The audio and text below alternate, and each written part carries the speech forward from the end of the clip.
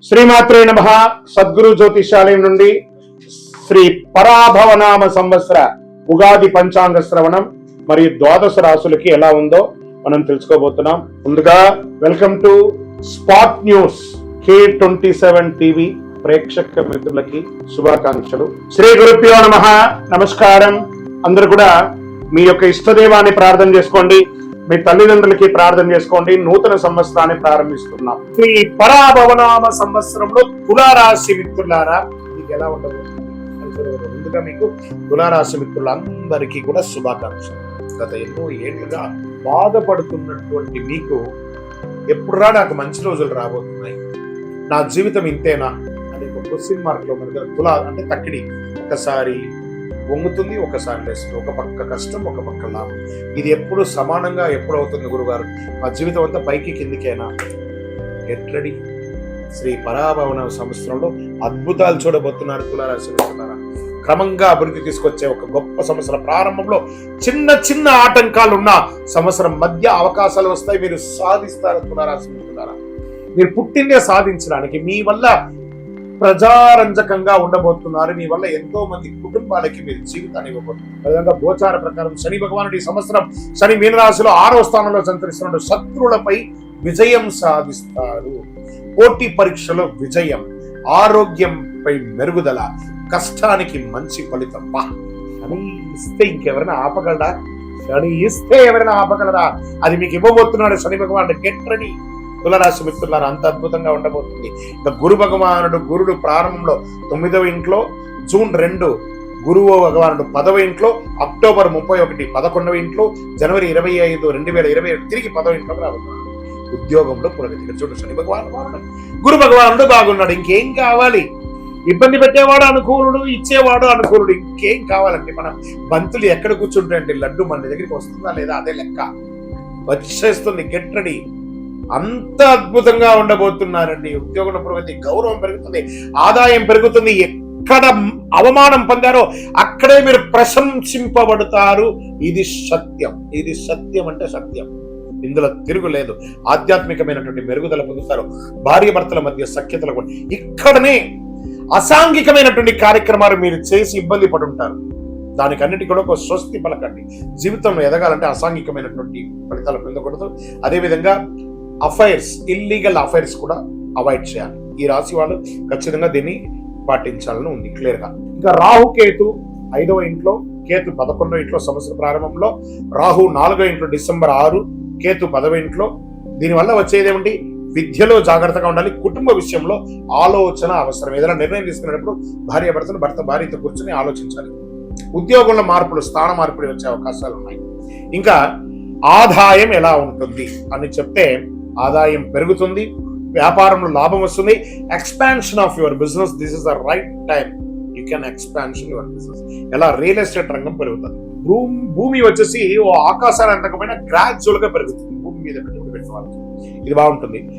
ఈ స్పెక్యులేషన్స్ అంటారు చూసారా, షేర్ మార్కెట్ స్పెక్యులేషన్స్ లో బాగా ఉంటుంది. ఇంకా అన్ని రకాల రీటైల్ రంగం వాళ్ళకి, ఎఫ్ఎంసీజీ వాళ్ళకి చాలా బాగా ఉంటుంది. ఎక్స్పోర్ట్ చేసే వ్యాపారస్తులకి ఇది మంచి సమయం.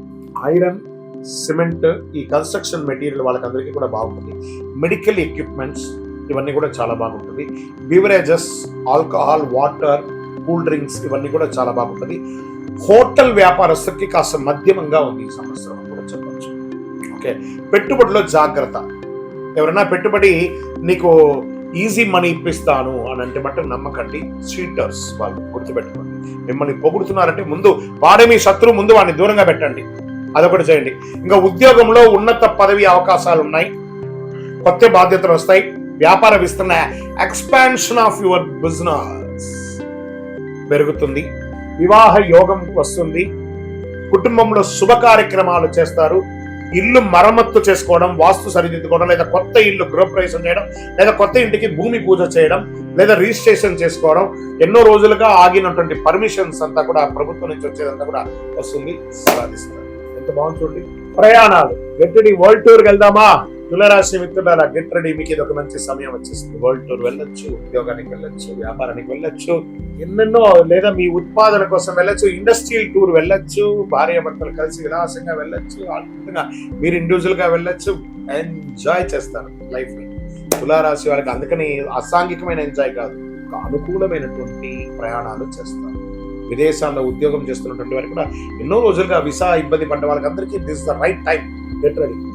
ఆరోగ్యం సాధారణంగా ఇబ్బంది ఏమి లేదు, ఈ సంవత్సరం ఆరోగ్యం కూడా మీకు అనుకూలిస్తుందండి. ఇంతకంటే ఏం కావాలి? ఆహార నియమం మాత్రం కాస్త అవసరం. షూరిటీ సంతకాలు పెట్టేటప్పుడు, వాహనం నడిపేటప్పుడు మాత్రం కాస్త జాగ్రత్త. మరి ఈ సంవత్సరం నక్షత్రాల వారిగా తులారాశి వారికి ఎలా ఉంది అంటే, చిత్తా నక్షత్రం 3-4 వాళ్ళకి ఉద్యోగ పురోగతి, గౌరవం, కొత్త అవకాశాలు, రాజకీయ అభివృద్ధి. స్వాతి నక్షత్రాల వ్యాపార లాభం, విదేశీ అవకాశం, కొత్త పరిచయం, రియల్ ఎస్టేట్ అభివృద్ధి. విశాఖ నక్షత్రం 1, 2, 3 పాదాలకి ధనలాభం, కుటుంబ సౌఖ్యం, పదోన్నతి, రాజకీయాల అభివృద్ధి, విదేశాల్లో ఉన్న వాళ్ళకి వీసా ప్రాబ్లం అంతా తొలగిపోవడం. మరి ఈ సంవత్సరం అదృష్ట సంఖ్య 6, 8, 9. అదృష్ట రోజులు శుక్రవారం, బుధవారం. అదృష్ట రంగులు తెలుపు మరియు నీలం మరియు గోల్డ్ రంగులు.